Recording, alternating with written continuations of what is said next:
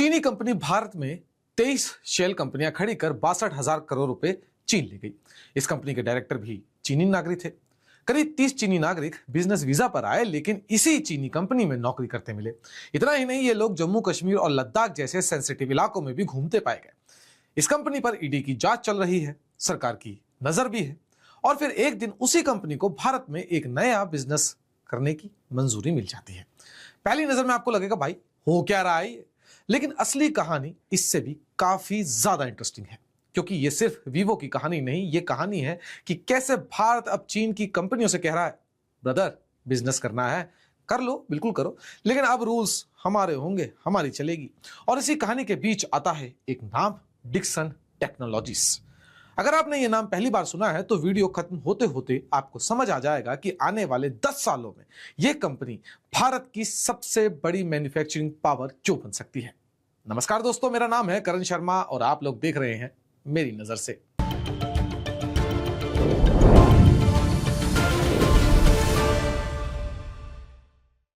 सबसे पहले एक सवाल, अगर मैं आपसे पूछूं कि भाई सैमसंग के फोन कौन बनाता है, तो आप बोलेंगे भाई सैमसंग। अगर मैं पूछूं मोटोरोला तो मोटोरोला, नथिंग तो नथिंग, गूगल पिक्सल गूगल। लेकिन देखिए सच ये है, इनमें से बहुत सारे फोन खुद ये कंपनियां नहीं बनाती बल्कि कोई और बनाता है, और भारत में वो कंपनी है डिक्सन टेक्नोलॉजीज। अब इसे आसान तरीके से समझाने की मैं आपको कोशिश करता हूं। मान लो एक बहुत बड़ी किचन है, इतनी बड़ी कि पूरे शहर के रेस्टोरेंट्स वहीं खाना बनवाते हैं। रेस्टोरेंट सिर्फ अपना नाम और लोगो लगाता है, खाना किसी और ने बनाया होता है। बस यही डिक्सन टेक्नोलॉजीज करता है। सैमसंग आता है और बोलता है भाई मेरे लिए 50 लाख फोन बना दो, डिक्सन बना देता है। मोटोरोला आता है, नथिंग आता है, गूगल आता है, सब बोलते हैं भाई फोन बना दो इंडिया में ही, और डिक्सन सबके लिए फोन बनाता है। लेकिन कभी आपने डिक्सन का फोन देखा? नहीं, क्योंकि डिक्सन अपना ब्रांड नहीं बेचता, वो सिर्फ मैन्युफैक्चरिंग करता है। यानी इंडिया का फॉक्सकॉन। एप्पल खुद आईफोन नहीं बनाता, फॉक्सकॉन बनाता है। वैसे भारत में एंड्रॉइड दुनिया का बड़ा मैन्युफैक्चरिंग पार्टनर बन चुका है डिक्सन, और 2025 में तो इसने सैमसंग को पीछे छोड़ के इंडिया का सबसे बड़ा स्मार्टफोन मैन्युफैक्चरर बनने का रिकॉर्ड भी बना दिया। लेकिन अब कहानी में एंट्री होती है वीवो की। अब देखिए वीवो को समझते हैं, यह कोई छोटा मोटा ब्रांड नहीं है। हर साल भारत में करीब 3.5 करोड़ फोन बेचता है। यानी अगर सड़क पर 5 लोग वीवो, ओप्पो, शाओमी और रियलमी जैसे चाइनीज ब्रांड्स इस्तेमाल कर रहे हैं, तो उनमें से एक के हाथ में आपको वीवो होने के चांसेस काफी ज्यादा मिलेंगे। इतना बड़ा मार्केट, इतनी बड़ी सेल्स, और नोएडा में अपनी फैक्ट्री, यानी वीवो अपने फोन खुद ही बना रहा है। तो फिर सवाल यह है कि अगर सब कुछ सही चल रहा है तो डिक्सन की जरूरत क्यों पड़ गई वीवो को। देखिए यहीं से शुरू होती है असली कहानी, बड़े ध्यान से समझिएगा, यहीं से ही सब आपको समझने की कोशिश करनी पड़ेगी। फ्लैशबैक में जाते हैं, साल 2020, गलवान वैली क्लैश। भारत और चीन के रिश्ते अचानक बदल गए। सरकार ने कहा अब चाइनीज कंपनीज भारत में पहले जैसी आजादी से इन्वेस्टमेंट नहीं करेगी। अगर चीन से 1 रुपया भी भारत आना है तो पहले सरकार की परमिशन लगेगी। इसी रूल का नाम है प्रेस नोट 3। मार्च 2026 में सरकार ने चीनी निवेश के नियम थोड़े आसान किए और 7 स्ट्रेटेजिक सेक्टर्स के लिए 60 दिनों में अप्रूवल का वादा भी किया। फोकस उन सेक्टर्स पर था जहां भारत को चीनी टेक्नोलॉजी और निवेश की जरूरत थी, और अभी भी है। लेकिन देखिए ग्राउंड रियलिटी बिल्कुल अलग निकली। नए 8 पार्टनरशिप चीन नहीं बल्कि साउथ कोरिया, ताइवान और जापान के साथ हुए। अब सोचो, अगर वीवो अपनी फैक्ट्री बड़ी करना चाहे, नया प्लांट लगाना चाहे, नई मशीन खरीदनी हो या चाइना से इन्वेस्टमेंट लानी हो, तो हर चीज के लिए गवर्नमेंट की अप्रूवल लगेगी। यानी बिजनेस का एक्सेलरेटर दबाना चाहो लेकिन ब्रेक सरकार के हाथ में हो। यही वीवो फंस गया। लेकिन ये सिर्फ एक प्रॉब्लम नहीं थी, असल प्रॉब्लम इससे भी बड़ी थी। सुनते रहिएगा और इंटरेस्टिंग होती जाएगी स्टोरी, क्योंकि इसी दौरान ईडी ने भी वीवो पर इन्वेस्टिगेशन शुरू कर दी।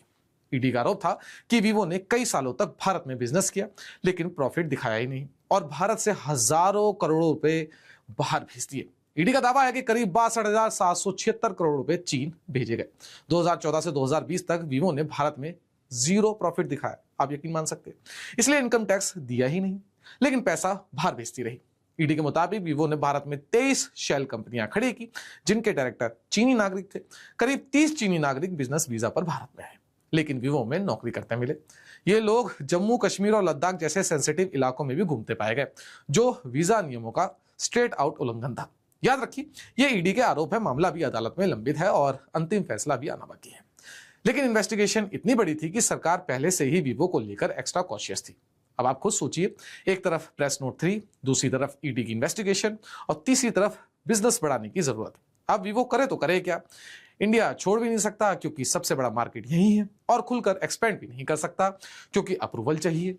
यानी ना उगलते बन रहा है ना निगलते।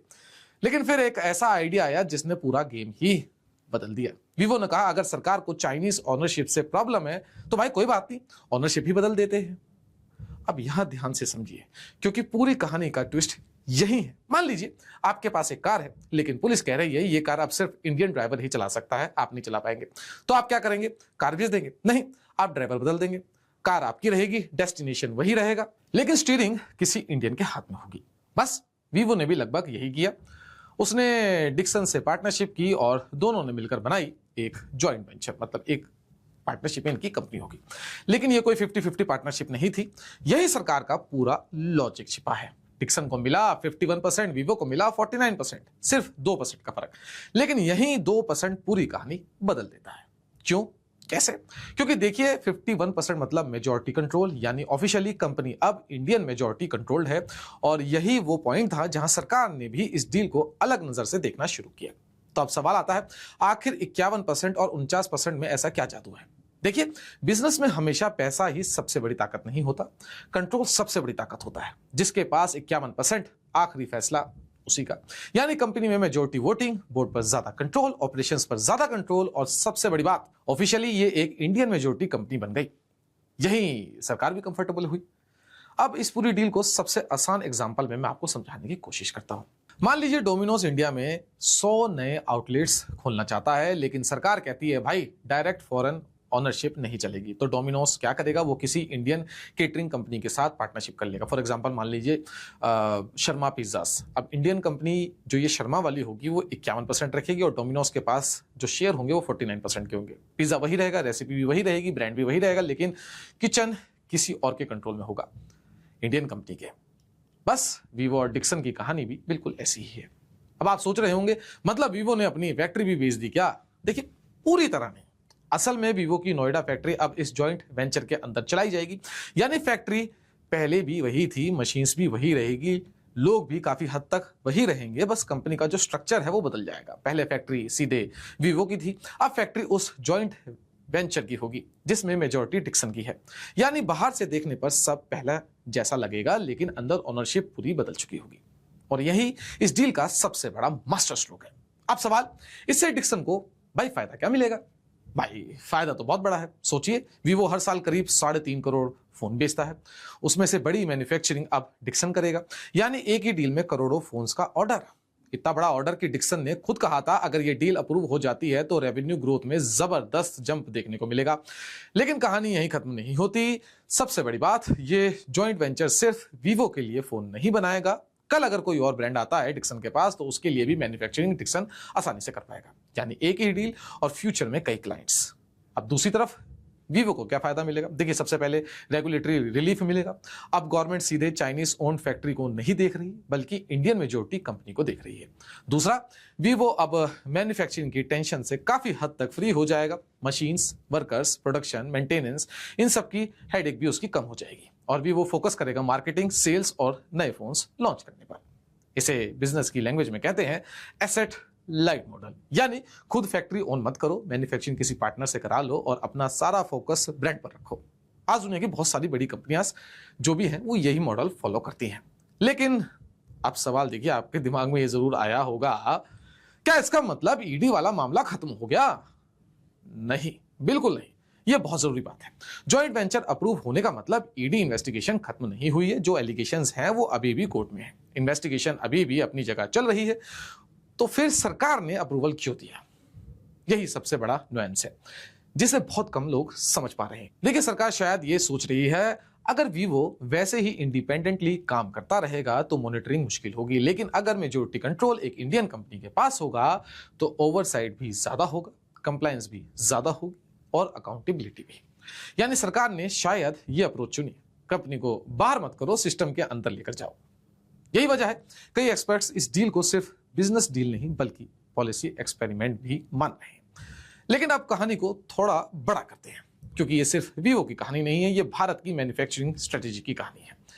एक नंबर सुनिए, 2018 में भारत से स्मार्टफोन एक्सपोर्ट्स जो हुए थे वो $200 मिलियन के हुए थे। आज ये बढ़कर करीब 24 बिलियन डॉलर्स तक पहुंच चुके हैं, यानी लगभग 120 गुना ग्रोथ।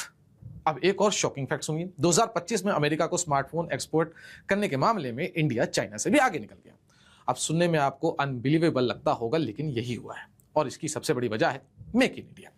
लेकिन यहां भी एक ट्विस्ट है, एप्पल भारत में कम फोन्स बेचता है लेकिन एक्सपोर्ट सबसे ज्यादा करता है। वहीं चाइनीज ब्रांड्स भारत में सबसे ज्यादा फोन बेचते हैं, लेकिन देखिए एक्सपोर्ट्स बिल्कुल ना के बराबर हैं। यानी इंडियन मार्केट से कमाई तो खूब करते हैं ये लोग, लेकिन दुनिया को इंडिया से फोन बेचने में कंट्रीब्यूशन इनका उतना नहीं है।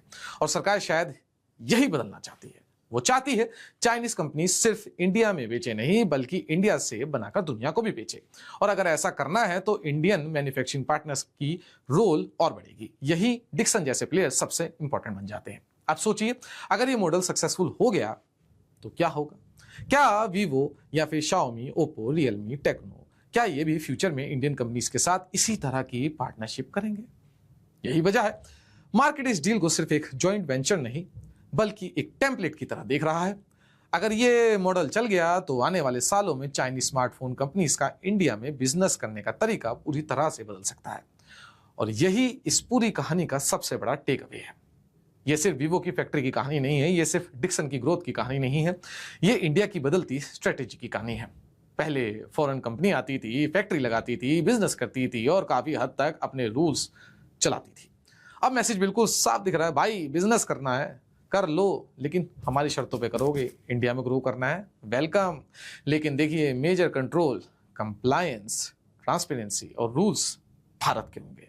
तो अगली बार जब कोई आपसे बोले कि वीवो और डिक्सन ने जॉइंट वेंचर बना लिया है, तो समझ जाइए ये सिर्फ दो कंपनीज की पार्टनरशिप नहीं है, ये business, politics, national security, manufacturing और इंडिया के जो लॉन्ग टर्म स्ट्रेटेजी है, इन पांचों का कॉम्बिनेशन है। और शायद आने वाले कुछ सालों में इसी तरह की पार्टनरशिप्स तय करेंगी कि दुनिया का अगला मैन्युफैक्चरिंग हब चाइना रहेगा या फिर इंडिया। अगर आपको ये वीडियो पसंद आया हो तो उसको शेयर जरूर कीजिएगा, कमेंट सेक्शन में मुझे जरूर बताइएगा कि आपका क्या मानना है इसको लेकर, और चैनल को जरूर सब्सक्राइब कीजिए ताकि हमें और मोटिवेशन मिलती रहे ऐसी वीडियोस बनाने के लिए। तब तक के लिए जय हिंद।